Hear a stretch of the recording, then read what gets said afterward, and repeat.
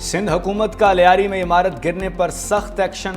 Sindh building control authority के director, deputy director और building inspector मुअत्तल। महकमा बल्दियात ने वाक़े की तहकीकात के लिए आला सतह की कमेटी कायम कर दी। तहकीकाती कमेटी 3 रोज़ में गफलत बरतने वाले अफसरों की निशानदही करेगी।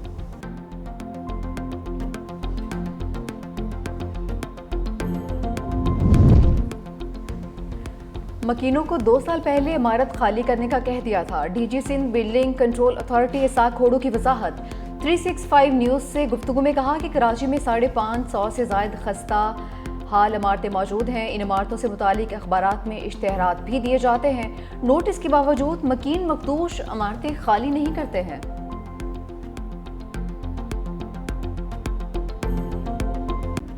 कराची की एक और बोसीदा इमारत 12 जिंदगियां निगल गई। लियारी के इलाके बगदादी में 5 मंजिला इमारत अचानक जमीन बोस। इमदादी कार्रवाइयों के दौरान मलबे से लाशें निकाल ली गईं। नौमौलूद बच्ची समेत 9 अफराद को मलबे से रेस्क्यू कर लिया गया। 20 से जायद अफराद के मलबे तले दबे होने का खदशा है। मलबा हटाने के लिए क्रेन की मदद से रेस्क्यू कार्रवाइयाँ जारी। स्नॉर्कल की मदद से जरिए लोगों को बाहर निकालने के लिए ऑपरेशन जारी। वकामी लोग भी अपनी मददात के तहत इमदादी कामों में शरीक। मुतसिल इमारतें भी मुतासर। एक इमारत की सीढ़ियां गिर गईं। तंग गलियों और रास्तों की बंदिश के बायस हैवी मशीनरी को जाए वक़ुआ तक पहुंचाने में मुश्किलात का सामना रहा।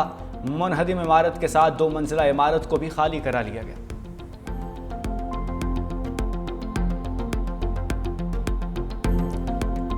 यहाँ पे जो रिहायशी मकामी जो रहते हैं, इन लोग के खिलाफ यानी कि कोई अमल दायर हुआ है नहीं हुआ है घर के हवाले से, तो यहाँ पे अभी तक कोई अमल दायर नहीं हुआ है। किसी को घर जो है ना बदले में नहीं दिए कि ये लोग छोटे से जो है ना रिहाइश कर सकें। अगर हमारे यहाँ सहूलतें होती तो ये आज जो है ना दिन हमें नहीं देखना पड़ता। मलबे तले दबे अफराद के लवाहिकीन की मदद के लिए चीखो पुकार, धाड़े मार मार कर रोते रहे। मखदूश इमारत में हादसे के वक्त 12 खानदान रिहाइश पजीर थे। 5 मंजिला इमारत के हर फ्लोर पर 3 पोर्शन थे। अहले इलाका के मुताबिक 50 साल पुरानी इमारत की हालत बहुत ही खस्ता थी। मुतासरा अफराद कहते हैं रात कहाँ और कैसे बसर करेंगे।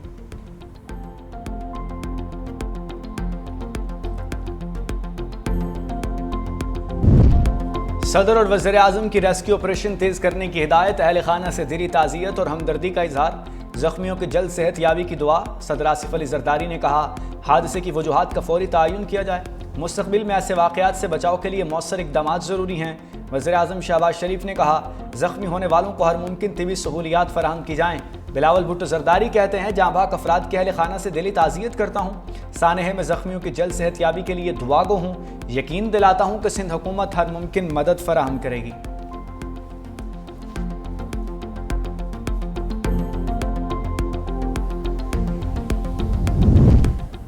सिंध बिल्डिंग कंट्रोल अथॉरिटी गैर कानूनी तामीरात की जिम्मेदार है। अपोजिशन लीडर सिंध अली खुर्शीदी कहते हैं ज़ेर इंतज़ामिया और बिल्डिंग कंट्रोल का महकमा लोगों के जानो माल के तहफ़्फ़ुज़ में नाकाम हो चुका है। ऑफिसर भारी रकूम लेकर गैर कानूनी तामीरात में सहूलत कारी करते हैं।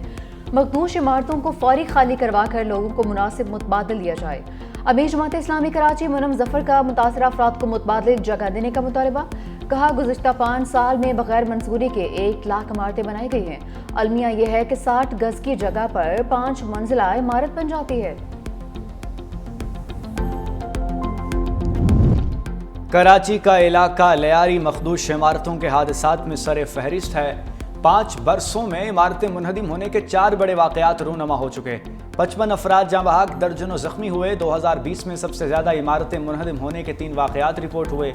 मार्च 2020 में 1 मंजिला इमारत गिरने से 2 अफराद दम तोड़ गए। जून में 5 मंजिला इमारत ज़मीन बोस होने से 22 अफराद लुक़मा अजल बन गए। जून ही में खुदादाद मार्केट में 5 मंजिला इमारत गिरी। हादसे में 25 अफराद जाँ बहक हुए। वज़ीर-ए-आज़म की सिंतास मुआहदे पर भारत को फिर वार्निंग। अज़रबैजान में खिताब के दौरान कहा भारत का पानी को हथियार बनाना खतरनाक। पानी रोका तो ये जंग की मुतरादिफ होगा। भारत को इस खतरनाक रास्ते पर चलने की इजाज़त नहीं दी जा सकती। आलमी सालसी अदालत ने फैसले में भारतीय इक़दामात को मुस्तरद किया। पानी पाकिस्तान के 24 करोड़ आवाम के लिए लाइफ लाइन है। पहलगाम वाक़े के बाद भारत ने गैर जिम्मेदारी का मुजाहरा किया है। अवाज पाकिस्तान ने पेशावराना महारत के साथ इश्तियाल अंगेज़ी का जवाब दिया। पाकिस्तान ईरान के खिलाफ इसराइली जारियत की शदीद मजम्मत करता है। इसराइल के हाथों गजा को तबाही का सामना है। कहत साली की सूरत हाल के बावजूद इमदादी कारकुनान पर हमले भी जारी हैं। مزید کہا کہ پاکستان موسمیاتی تبدیلیوں سے متاثرہ 10 ممالک میں شامل ہے۔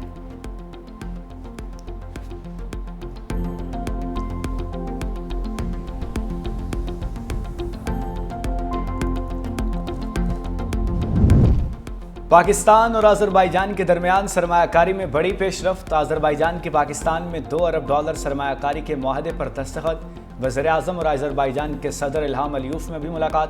میڈیا سے گفتگو میں وزیر اعظم شہباز شریف نے کہا کہ مستقبل میں سرمایہ کاری کو کئی گنا بڑھایا جائے گا۔ پاکستان میں سرمایہ کاری پر صدر الہام علیوف کے مشکور ہیں۔ وزیر اعظم کی ترکیہ کے صدر رجب طیب اردوان سے بیٹھک، دو طرفہ تعلقات اور علاقائی صورتحال پر تبادلہ خیال۔ وزیر اعظم اور ایرانی صدر مسعود پزشکیان کی بھی ملاقات۔ پاک ایران تعلقات کو مضبوط بنانے کے لیے پیش رفت پر اطمینان کا اظہار۔ وزیر اعظم کا ایران کی عوام اور حکومت کے ساتھ غیر متزلزل یکجہتی کا عزم۔ وزیر اعظم 2 روزہ دورہ مکمل کر کے وطن واپس روانہ۔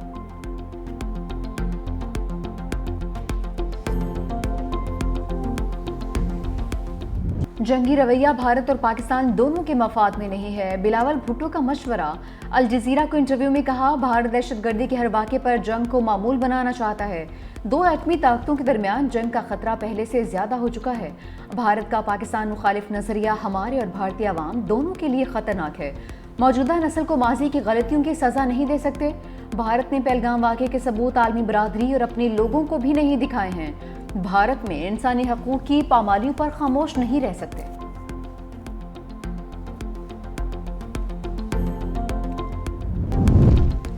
بھارتی ڈیپٹی آرمی چیف کا پاکستان کے ہاتھوں شکست کا اعتراف۔ لیفٹیننٹ جنرل راہل سنگھ نے کہا، پاکستان کی صلاحیتوں نے بھارتی فوج کو حیران کر دیا۔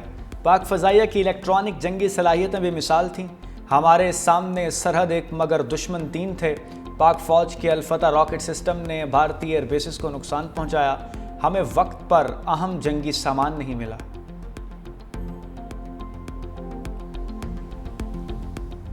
پاک افغان سرحد پر دراندازی کی ایک اور کوشش۔ 30 بھارتی سپانسرڈ خوارج ہلاک۔ شمالی وزیرستان میں سیکیورٹی فورسز کی مؤثر کارروائی۔ ISPR کے مطابق فورسز نے پاک افغان بارڈر پر حسن کھیل کے علاقے میں دراندازی کی کوشش ناکام بنا دی۔ ہلاک خوارج کے قبضے سے ہتھیار، گولیاں اور دھماکہ خیز مواد برآمد۔ سیکیورٹی فورسز ہر فتنے پر قابو پانے اور دہشت گردی کے خاتمے کے لیے پرعزم۔ صدر مملکت اور وزیر اعظم کا کامیاب کارروائی پر سیکیورٹی فورسز کو خراج تحسین۔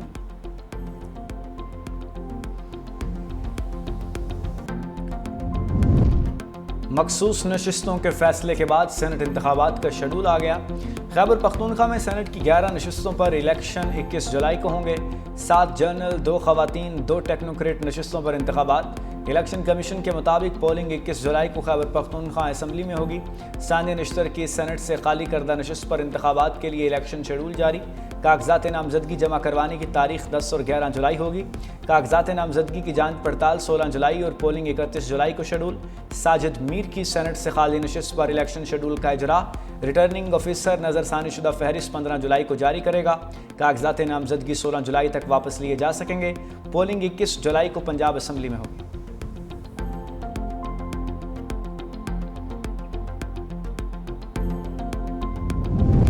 قتل حسین اصل میں مرگ یزید ہے۔ ملک بھر میں 9 محرم کے جلوس نکالے جائیں گے۔ حضرت امام حسین رضی اللہ تعالیٰ عنہ اور رفقا کو خراج عقیدت پیش کیا جائے گا۔ نواسہ رسول کی یاد میں عزادار نوحہ خوانی و سینہ کوبی کریں گے۔ کراچی میں آج شام سے موبائل سگنلز بند رکھنے کا فیصلہ۔ ڈبل سواری پر پابندی۔ پشاور میں بھی آج اور کل موبائل سروس بند ہوگی۔ ملک بھر میں 8 محرم الحرام کے جلوس نکالے جائیں گے۔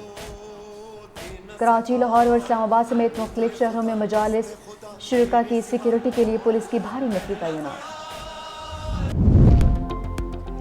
وادی نیلم میں کار کھائی میں جا گری، 5 خواتین سمیت 6 افراد جاں بحق، ایک بچہ لاپتہ۔ تلاش کے لیے ریسکیو آپریشن جاری۔ پولیس کے مطابق کار میں بچے سمیت 7 افراد سوار تھے۔ جاں بحق ہونے والے تمام افراد کا تعلق مظفر آباد سے ہے۔